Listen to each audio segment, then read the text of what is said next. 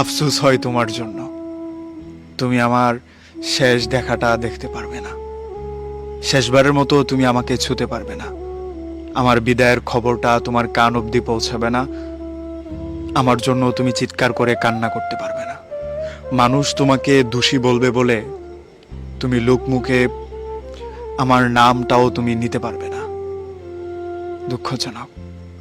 Psychology বলে প্রিয় মানুষের কাছ থেকে পাওয়া যন্ত্রণাটা অনেকাংশেই মৃত্যুর যন্ত্রণার চেয়ে ভয়ানক, যেটা আমি পেয়েছি। অথচ তুমি স্বীকারোক্তি দিতেই নারাজ। আমাকে তুমি ভেঙে দিয়েছো, আমাকে তুমি কষ্ট দিয়েছো, আমার ভালো থাকার সবগুলো কারণ তুমি কেড়ে নিয়েছো। একটা জলজ্যান্ত মানুষকে তুমি বেঁচে থাকা অবস্থায় মৃত প্রায় করে দিয়েছো, যার কোনোটারই যৌক্তিক কোনো কারণ তুমি কখনোই দেখাতে পারবে না। তুমি কেন আমার সাথে বিশ্বাসঘাতকতা করেছো অনেকাংশে তুমি নিজেই জানো না। কেন আমার হাসি খুশি জীবনের সবগুলো হাসি কেড়ে নিয়েছো তার যথার্থ উত্তর তোমার কাছে নেই।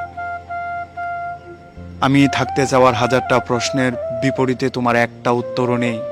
আমি দোষী। অথচ আমার মনের, আমার ভেতরের সবগুলো কোষ জানে আমি অপরাধী তোমার কাছে, যেখানে আমার কোনো অপরাধই ছিল না। ভেঙে দেওয়ার কারণে একটা জিনিস আমি চমৎকার ভাবে বুঝতে পেরেছি। মানুষ থেকে যাওয়ার কারণের পাশাপাশি ছেড়ে যাওয়ার কারণও খুঁজে। মানুষ ছেড়ে যাওয়ার কারণ খুঁজে একটা বেকার ছেলের কাছে, তাচ্ছিল্য করার একটা কারণ খুঁজে অসহায় একটা ছেলের কাছে। তার চোখের ভাষার কোনো দাম নেই, তার অনুভূতির কোনো দাম নেই। মানুষ থেকে যাওয়ার কারণ খুঁজে একটা চাকরিজীবী ছেলের কাছে, একটা স্টাবলিশড ছেলের কাছে, একটা পয়সাওয়ালা ছেলের কাছে। এগুলোর বাহিরে গিয়ে মানুষ সবচেয়ে বেশি মূল্যায়ন বোধহয় অনুভূতিকেই করে।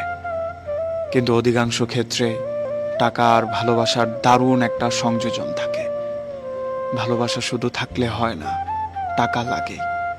এই জিনিসটাই আমাকে তোমার কাছ থেকে দূরে সরিয়ে দিয়েছে।